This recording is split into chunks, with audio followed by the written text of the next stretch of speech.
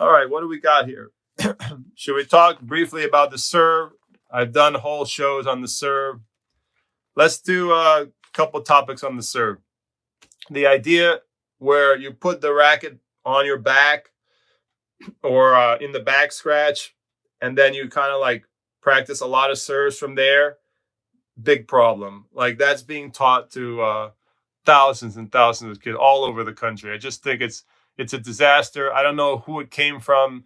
Maybe Dennis Vandermeer back in the day, or someone well-meaning coach thought it was a good idea to break down the serve and put the racket on the back.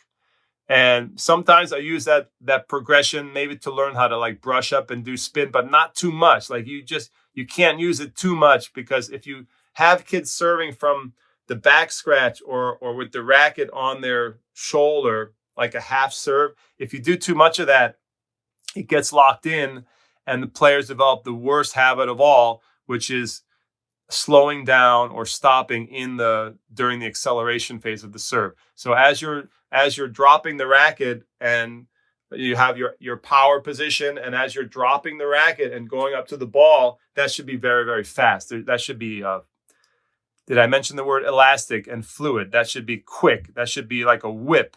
And when you park the racket on the shoulder or in the back scratch, and you teach young kids to do that week in and week out, well, you see that a lot in red ball and orange ball training curriculums.